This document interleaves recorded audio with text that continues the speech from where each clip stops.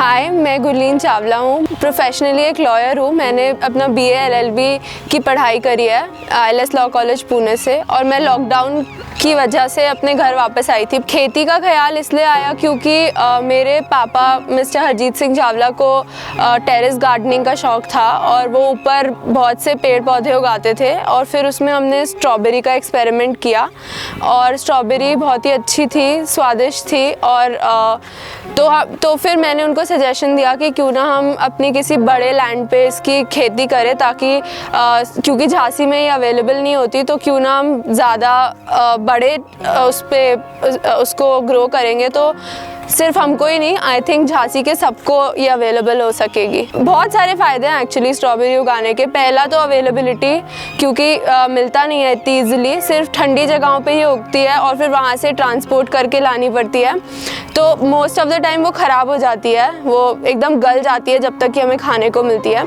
तो अगर हम अपना फ्रेश उगाएंगे और फ्रेश बेचेंगे उसी सिटी में, तो वो बहुत ही फ़ायदेमंद रहेगा सबके लिए। उसके न्यूट्रिएंट्स रहेंगे, वो फ्रेश रहेगी, और हम आगे और भी बहुत सारे फ्रूट्स एंड वेजिटेबल्स करना चाहते हैं, but strawberry was a kick start. हम स्ट्रॉबेरी के फ्यूज्ड प्लांट्स लेकर आते हैं, इसको टिश्यू कल्चर प्लांट कहते हैं।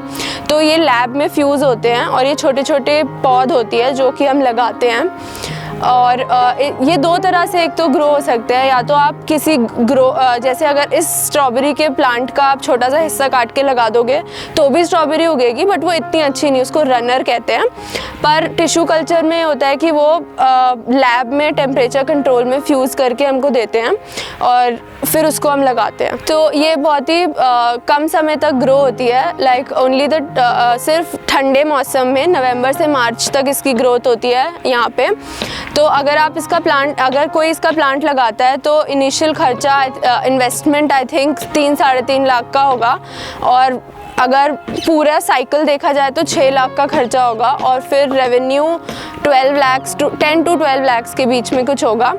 तो आई थिंक बहुत ही अच्छा मुनाफा हो सकता है अगर किसी किसान को गवर्नमेंट की सब्सिडी मिले और सपोर्ट मिले, तो किसी भी किसान को बहुत फ़ायदा हो सकता है इसमें। नॉर्मल क्रॉप से बहुत ज़्यादा फ़ायदेमंद होगा ये। आई थिंक मुझे हमेशा से ये था कि मैं कुछ बहुत ही मिनिमलिस्टिक करूँ, छोटा, ऑर्गेनिक, और ये सब मेरे को बहुत पसंद था, पापा को भी बहुत पसंद था, और इस सब के चलते हमारे दिमाग में ख्याल आया टेरेस गार्डन, और everything we joined the dots and we figured this out. हमारा ये इनिशिएटिव है कि हम फ्रेश वेजिटेबल्स और chemical free fruits and vegetables provide कर पाएँ।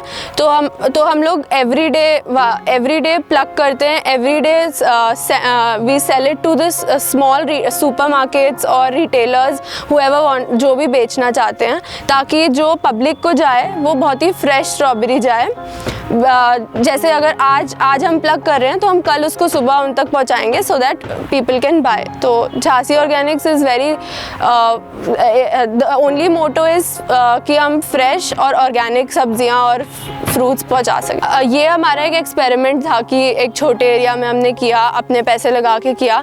छोटे किसानों को आई थिंक गवर्नमेंट का बहुत सपोर्ट है, अगर वो इसमें अप्लाई करेंगे फॉर सब्सिडी और इन हेल्प इन द इन्वेस्टमेंट, अगर वो उनको हेल्प करेंगे विद देयर इन्फॉर्मेशन, क्योंकि उनके पास जितनी इन्फॉर्मेशन होती है हमारे पास भी नहीं है, हमारा प्रोफेशन ही अलग है।